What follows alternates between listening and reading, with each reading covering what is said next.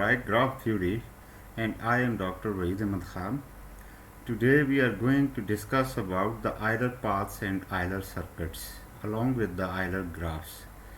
So we will start from the initiative of this graph that I have mentioned in the points कि यहाँ पे Königsberg एक Russia की आप कह दें कि टाउन है जहाँ से एक रिवर पास गो थ्रू होता है और उस इलाके को 4 हिस्सों में डिवाइड करता है और उस 4 हिस्सों के ऊपर ये देखें कि डिफरेंट 7 ब्रिजेस वहाँ पे कंस्ट्रक्ट किए गए हैं जो कि उनको आपस में मिलाते हैं, जिसमें एक रीजन ए आपका बन जाता है, सी ये सारे का सारा रीजन बन जाता है, ठीक है जी, बी ये सारे का सारा रीजन बन जाता है और डी। तो इस तरह सेपरेशन करते हैं 4 डिफरेंट हिस्सों में। तो ये जो हिस्से थे यानी कि उसके रीजन्स बन रहे थे उनको वर्टिसेस के साथ यहाँ पे रिप्रेजेंट किया गया है और उनके अमंग जो ब्रिजेस हैं ये यानी कि ए टू सी का अगर देखें देयर आर 2 ब्रिजेस, तो ब्रिजेस को उसने जो है यहाँ पे एजेस के साथ ए टू सी 2 एजेस, इसी तरीके से 2 ब्रिजेस हैं बी और सी रीजन के दरमियान, तो 2 यहाँ पे आपने देखा कि 2 एजेस उसने यहाँ पे लगा दिए। तो इस सारे प्रॉब्लम को इसी तरीके से डी टू ए जो है एक ब्रिज है, तो ये देखा आपने डी टू ए, इसी तरीके से डी टू सी रीजन जो है एक bridge, D to B region. तो इस सारे को अल्टीमेटली जो है आयलर ने जो ट्रांसफॉर्म किया in the shape of the graph, ठीक है ना। यानी इसमें ये था, प्रॉब्लम ये थी कि यहाँ पे कि आप एक ब्रिज से एंटर हों और किसी ब्रिज को डबल न करते हुए, ठीक है ना जी, डबलिंग न करते हुए आप मुड़ के वापस, या डबलिंग न करते हुए आप सारे रीजन से गो थ्रू हो जाएं, ये सारे ब्रिजेस से गो थ्रू हो जाएं। ये इम्पॉसिबल था बेसिकली, ठीक है जी। और इसको इम्पॉसिबल मैथमेटिकल और ग्राफ थ्योरी मिला के ऑयलर ने उसको बताया कि इसमें इम्पॉसिबिलिटी की वजह क्या है। यही चीज़ आज हम पढ़ेंगे इसमें, ठीक है जी। लेकिन इसकी जो बेसिक टर्मिनोलॉजीज़ हैं सबसे पहले हम उनकी तरफ जाते हैं कि सबसे पहला है आपके पास आयलर पाथ क्या है और आयलर सर्किट क्या है।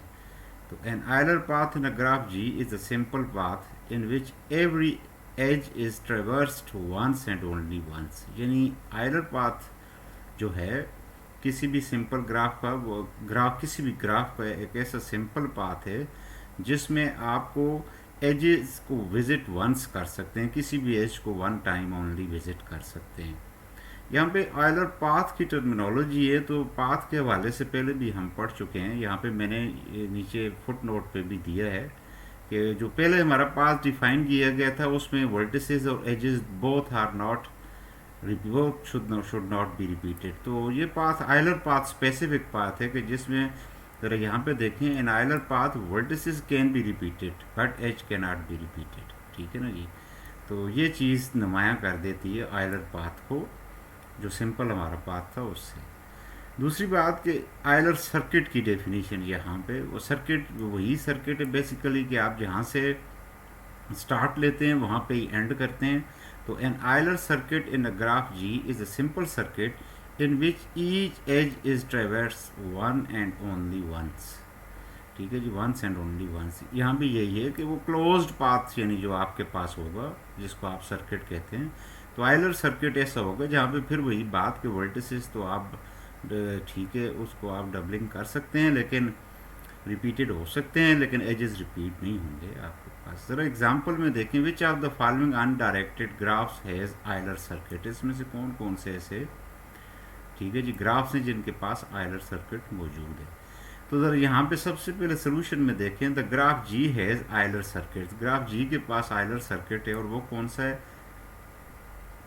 ए टू ई, ई टू सी, ठीक है जी, सी टू डी, ठीक है जी, D to E to B and B to A.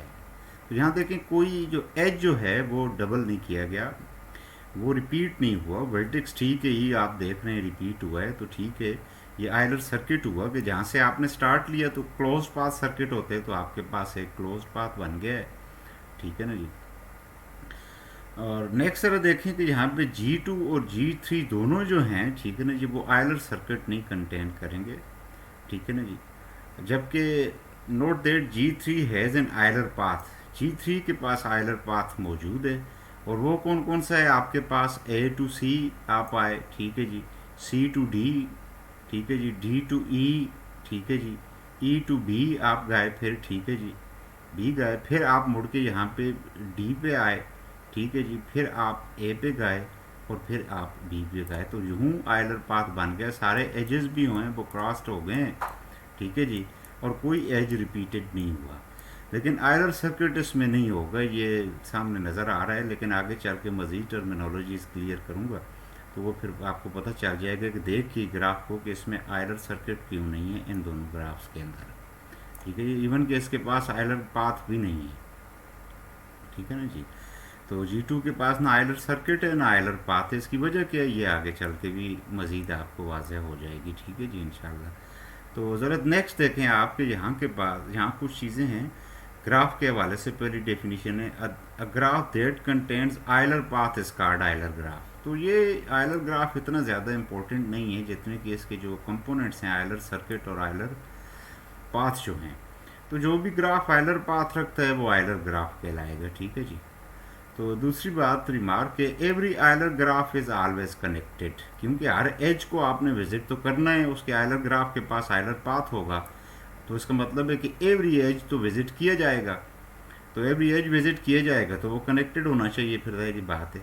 Since Euler path contain all the edges of the graph. और ये एक इम्पॉर्टेंट नोट है जो बहुत ही ज़्यादा इम्पॉर्टेंट है, अगर आप इस पर गौर करेंगे और नेक्स्ट आगे जब हम इसको टॉपिक को लेके चलेंगे। A connected graph is Euler graph. If it has at most 2 odd degree vertices. Most important point के क्या है? A connected graph is Euler graph. अब Euler graph कौन सा है? जिसके पास Euler path मौजूद है, ठीक है ना जी। तो अगर उसके पास ज़्यादा से ज़्यादा at most 2 odd degree vertices होंगे तो वो Euler graph होगा। अगर इससे ज़्यादा odd degree vertices आएंगे तो फिर वो आइलर ग्राफ नहीं रहेगा, ठीक है जी। जिस तरह के यहाँ पे देखें आपके पास, यहाँ पे क्या सूरत हाल बन रही है, आपके पास कि ज़्यादा से ज़्यादा वर्टिसेस 2 हैं आपके पास जो डिग्री ऑड के हैं, तो इसके पास ये आइलर ग्राफ है, आइलर पाथ इस पर डिफाइन किया जा सकता है, ठीक है जी। ठीक है जी, यहाँ से आए आप, फिर यहाँ पे आए, फिर यहाँ पे, और फिर सारे एजेस को आपने क्रॉस किया, सारे एजेस को ट्रैवर्स किया, तो ये आपके पास बन गया आइलर ग्राफ, ठीक है जी। और दूसरी बात, in Euler circuit each vertex is of even degree. ये भी बहुत इंपॉर्टेंट पॉइंट है, कि याद रखने वाली चीज़ है कि आइलर सर्किट जो है वो जब उसी वक्त होगा जब हर वर्टेक्स इवन डिग्री का होगा। तो दो बातें याद रखने वाली, ज़्यादा से ज़्यादा 2 नंबर ऑफ ऑड डिग्री के वर्टिसेस हैं तो वो आइलर ग्राफ होगा, और हर वर्टिस की डिग्री अगर इवन है तो आइलर सर्किट कंटेन करेगा। और थर्ड बात जो है, इन आइलर पाथ, और ये यहाँ पे आप देख भी सकते हैं, ये देखें यहाँ पे कि आइलर सर्किट आपके पास मौजूद है यहाँ पे, और हर एक की डिग्री, यानी कि आप ए से मूव करना शुरू किया, सी पे आए, सी से डी गए, डी से बी गए, बी से ए आए, तो ये देखा आपने कि हर वर्टिक्स की अगर डिग्री पे गौर करें आप, ये पॉइंट 2 के हवाले से हर वर्टिक्स की डिग्री के ऊपर गौर करें तो वो 2 डिग्री की है, इवन डिग्री की है। यानी कि आइलर वर्टिक्स, आइलर जो है सर्किट कंटेन करने के लिए ये ज़रूरी है, ये एग्जिस्ट होने के लिए कि हर वर्टिक्स की डिग्री 2 हो। तीसरा point, in Euler path at most 2 vertices can have और डिग्री। वही बात, उसमें वही एग्जांपल जो मैंने दी है, यानी कि सिंपल वहाँ पे आइलर ग्राफ के हवाले से जो मैंने दी थी जिसमें एटमोस्ट 2 वर्टिसेस ऑफ और डिग्री थे, यहाँ भी आइलर पाथ उस वक्त एग्जिस्ट करेगा जब ज़्यादा से ज़्यादा 2 डिग्री के ऑड वर्टिसेस होंगे। तो किसी ग्राफ में भी अगर 3 डिग्री के ऑड वर्टिसेस एग्जिस्ट करेंगे तो वो आइलर ग्राफ भी नहीं होगा, क्योंकि उसके पास आइलर पाथ नहीं होगा, ठीक है जी। तो नेक्स्ट देखें ज़रा, यहाँ पे इसी चीज़ को फाइनलाइज या कंक्लूड किया जा रहा है कि when a graph has no vertices of odd degree then it has at least 1 Euler circuit. वो वही बात कि वहाँ पे इवन नंबर ऑफ वर्टिसेस आपने कहा था, इवन डिग्री ऑफ वर्टिसेस आपने कहा था आइलर सर्किट के लिए, तो यहाँ पे कोई भी ऑड डिग्री का वर्टिक्स नहीं होगा तो आइलर सर्किट एग्जिस्ट करेगा। और या फिर if the number of odd vertices in G is anything other than 0 then G cannot have a Euler circuit। अगर if the number of odd vertices in G any other, ठीक है जी, यानी और degree, यहाँ पे और डिग्री वर्टिसेस, ठीक है जी, और डिग्री वर्टिसेस जो हैं, अगर एक भी और डिग्री वर्टिसेस आ जाएगा तो उसके अंदर ऑयलर सर्किट नहीं एग्जिस्ट करेगा। ये बहुत ही इंपॉर्टेंट नुकते हैं जो बार बार रिपीट हो रहे हैं। When a graph has exactly two vertices, यानी सिर्फ दो वर्टिसेस आप और डिग्री के होंगे, तो फिर ये बात याद रखने वाली है, then it has at least one Euler path, तो उसके पास एक एटलीस्ट आयलर पाथ होगा, ठीक है ना जी। लेकिन इसके बरक्स अब और डिग्रीज अगर ज़्यादा होंगी, when a graph has more than two vertices of और डिग्रीज, देन नंबर वन, दोनों चीज़ें एग्जिस्ट नहीं करेंगी। दो से ज़्यादा जो वर्टिसेस हुए और डिग्री की, तो ना ही ऑयलर सर्किट एग्जिस्ट करेगा, ना ही ऑयलर पाथ कंटेन करेगा वो ग्राफ, यानी कि उस ग्राफ के अंदर ना ऑयलर सर्किट होगा ना ऑयलर पाथ होगा। दूसरी बात, there is no possible way that we can travel along all the edges of the graph without having to cross some of them more than once. ये एक पॉइंट जो है जो कोनिग्सबर्ग ब्रिज प्रॉब्लम के हवाले से है, उसमें ये चीज़ कंटेन कर रही थी, तो मैं हाईलाइट कर रहा हूँ। आगे चल के उसको फिर हम देखेंगे कि ऑयलर ने किस तरह उस मसले को जो है बताया कि ये जो है इम्पॉसिबल है कि आप एक ब्रिज से एंटर हों और डबलिंग न करते हुए किसी ब्रिज को आप जो है तमाम के तमाम रीजन्स को या ब्रिजेस को विज़िट कर सकें, ठीक है जी। यहाँ पे एक दूसरा नोट है, to find an Euler path on an Euler circuit you have to make sure the graph has zero और two number of odd vertices. तो जब भी कोई आपको ग्राफ दिया जाए तो ये पूछा जाए कि इसमें आयलर सर्किट या आयलर पाथ मौजूद है, तो आप सिंपल ये देखें कि उसके पास या तो कोई भी ना हो ऑड वर्टिक्स, ऑड डिग्री का वर्टिस, ऑड वर्टिस का मतलब यहाँ ऑड डिग्री है, ठीक है जी, ठीक है, या कोई ना हो या ज़्यादा से ज़्यादा दो जो हैं वर्टिसेस वो ऑड डिग्री के हों, तो फिर आप आगे चल सकते हैं, उसमें से सॉर्ट आउट कर सकते हैं कि उसमें आयलर पाथ कहाँ पे है और आयलर सर्किट कहाँ पे एग्जिस्ट करता है। नेक्स्ट देखें, नेसेसरी एंड सफिशिएंट कंडीशन। ये अभी तक तो सिंपल ग्राफ यूज़ किया जा रहा था, अभी मल्टी ग्राफ के हवाले से भी वही हमारी जो शर्तें हैं। A connected multi graph has an Euler circuit if and only if each of its vertex has an even degree, ठीक है जी। और दूसरा, a connected multi graph has an Euler path but not an Euler circuit if and only if it has exactly two vertices of odd degree. और यहाँ पे ये चीज़ जो Königsberg bridge problem है उसके हवाले से एक सवाल है कि does this graph have an Euler circuit.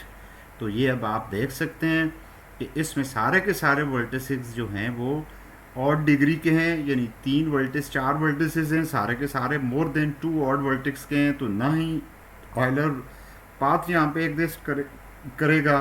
और यहाँ पे देखें कि Euler path, Euler circuit exist होने के लिए ज़रूरी है आपके पास के नंबर जो आपके पास वर्टिसेस हैं उनकी डिग्री इवन हो।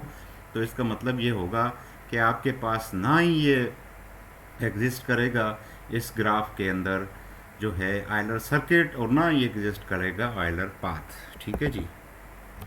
तो नेक्स्ट देखें, necessary and sufficient conditions for Euler circuits and paths को डिटेल के साथ यहाँ पे एंडोर्स किया है मैंने कि an Euler circuit begins with the vertex A and continues with an edge incident with A, say AB. The edge AB contribute 1 to degree A. Each time the circuit passes through a vertex, it contributes 2 to the vertex degree. ठीक है ना जी। तो ज़ाहिर बात है कि आप किसी वर्टेक्स को जब विज़िट करते हैं, ठीक है जी, तो वो सूरत हाल क्या होती है कि यहाँ से आप आ रहे हैं, यहाँ पे आपने विज़िट किया, आगे आप चले गए दूसरे वर्टेक्स की तरफ, तो ये देख रहे हैं कि प्रीवियस वर्टेक्स की डिग्री 2 होना शुरू हो गई है। यहाँ से आपने स्टार्ट लिया था, वो आपका ए पॉइंट है, अगर आप सर्किट में जा रहे हैं, ठीक है जी, तो फिर दूसरे वर्टेक्स की तरफ जाएंगे आप। इसी तरीके से फाइनली वर्टेक्स पे मुड़ के आना है टू जनरेट द सर्किट। तो आपको पता होना चाहिए कि जब मुड़ के आप ए पे आएंगे तो इसकी डिग्री भी आपके पास इवन रहेगी। ये सारी डिस्कशन यहाँ पे मैंने लिख छोड़ी है। और यहाँ पे ये जो पॉइंट है, by the same reasoning we see that the initial vertex and final vertex of Euler path have an odd degree. अगर आप आयलर पाथ की बात कर रहे हैं तो आप ये ज़री बात है सर्किट नहीं जनरेट करेंगे, यहाँ पे रुक जाएंगे तो आप देख लेंगे कि 2 वर्टेक्स ऐसे आ रहे हैं जिनकी ऑड डिग्री है आपके पास। ठीक है ना जी। तो ये है आपके पास नेसेसरी कंडीशंस, यही सफिशिएंट कंडीशंस बनती हैं आपके पास। ठीक है ना जी, कि यानी कि दो जो बातें यहाँ पे इम्पोर्टेंट है, the circuit terminates where it's contributing one therefore degree of A must be one. यानी कि जब सर्किट की बात हो रही है तो हर वर्टेक्स की डिग्री क्या हो रही है, इवन हो रही है। और जब पाथ की बात हो रही है तो एटमोस्ट 2 वर्टेक्स की जो डिग्री है वो आपके पास ऑड आ रही है। यही बात जो यानी कि ये आप वो अगर आयलर सर्किट कंटेन करेगा तो हर वर्टेक्स की डिग्री क्या हो जाएगी, इवन। ये एक बात। दूसरी बात कि अगर 2 वर्टेक्स जो हैं ऑड डिग्री के हैं एट मोस्ट, तो फिर वो आयलर पाथ कंटेन करेगा। ये हो गई नेसेसरी कंडीशन। नेक्स्ट स्लाइड पे इसको ब्रीफली डिस्कस किया गया है कि अगर हमारे पास एक ग्राफ है जिसमें हर वर्टेक्स की डिग्री इवन है, तो फिर आप देख सकते हैं कि आपके पास जो है ये आयलर सर्किट इसमें एग्जिस्ट करता है। ठीक है जी।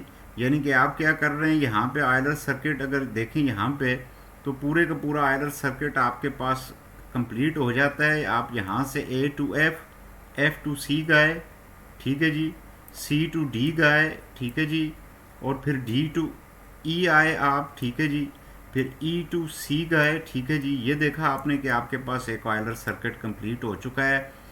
इसको अलग करके यहाँ से डिस्कनेक्ट करके डिस्कशन लिखी गई है, लेकिन आप डायरेक्ट भी बना सकते हैं, क्योंकि इसमें हर वर्टेक्स की डिग्री अगर देखें तो वो आपके पास क्या बन रही है, इवन बन रही है। कोई ऐसा वर्टेक्स नहीं है जिसकी ऑड डिग्री हो। तो ये इसका मतलब ये है कि अगर कोई ऐसा वर्टेक्स ना होगा जिसकी डिग्री ऑड नहीं है, तो वो आयलर सर्किट कंप्लीट करेगा, कंटेन करेगा। तो ये उसका रिवर्स प्रोसेस है, सफिशिएंट कंडीशन आपके पास जनरेट हो सकती है। तो ये if and only if condition के साथ नेक्स्ट स्लाइड पे आप देखेंगे थ्योरम की शक्ल में आपके पास आएगा कि connected मल्टीग्राफ with at least 2 vertices has an Euler circuit if and only if each of its vertices has an even degree.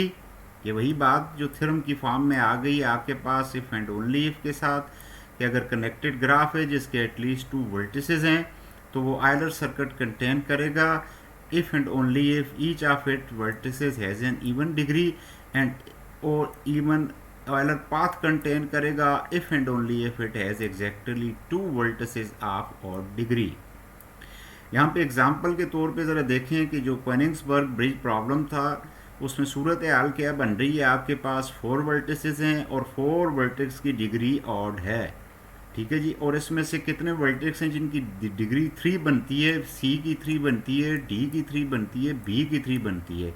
सो इसके अंदर जो है 3 वर्टेसेस बन जाते हैं जिनकी ऑड डिग्री है। तो इस ग्राफ के अंदर ना ही आयलर सर्किट एग्जिस्ट करेगा, ना ही आयलर पाथ एग्जिस्ट करेगा। अब आयलर पाथ या आयलर सर्किट जब जनरल आप नहीं हो सकता तो इट मीन के एजेस की डबलिंग पॉसिबल हो जाएगी आपके पास। तो यूं वो जो कोनिग्सबर्ग ब्रिज प्रॉब्लम था उसमें डबलिंग हो रही थी आपके पास, और वो डबलिंग रिमूव तभी की जा सकती है कि या इनमें से कोई एक वर्टेक्स के साथ से एक एज को हटा दिया जाए। ये आगे चल के देखेंगे, इसके ऊपर मज़ीद डिस्कशन आपको मिलेंगी। ठीक है जी। तो नेक्स्ट देखें ज़रा, एक एग्ज़ाम्पल है यहाँ पे कि आपको मुख्तलिफ ग्राफ दिए गए हैं और आपसे ये पूछा जा रहा है या आप इसमें से बताएं कि इसमें आयलर पाथ्स एग्जिस्ट करते हैं या नहीं करते, या आप आयलर सर्किट्स एग्जिस्ट करते हैं या नहीं करते। तो सबसे पहली बात, अगर पहले ग्राफ को देखा जाए, यहाँ पे आपके पास G1 है, इसमें 2 ऐसे वर्टिसेस हैं जिनकी डिग्री ऑड है। ये देख रहे हैं आपके पास, इसका मतलब है कि इसके पास आयलर पाथ तो होगा लेकिन हर वर्टिक्स की डिग्री इवन नहीं है, इस वजह से आयलर सर्किट नहीं एग्जिस्ट करेगा। और आयलर पाथ देखें उसने जनरेट करके यहाँ पे मेंशन किया हुआ है, D टू ए गए, ए टू बी गए आप, बी टू सी आए आप, ठीक है जी, सी टू डी गए और डी टू ए। तो कोई एज जो है वो जो डबल 2 टाइम ट्रेवर्स नहीं हुआ, 2 टाइम विजिट नहीं हुआ। और आपके पास यहाँ पे फिर सूरत हाल दूसरे ग्राफ में अगर आप देखें, G2 has exactly 2 vertices of odd degree. ठीक है, इसके अंदर भी फिर एग्जिस्ट करेगा ऑयलर पाथ, लेकिन ऑयलर सर्किट तो खुजा, क्योंकि यहाँ पे सूरत हाल ये बनी हुई है कि हर वर्टेक्स की डिग्री इवन नहीं आ रही है आपके पास।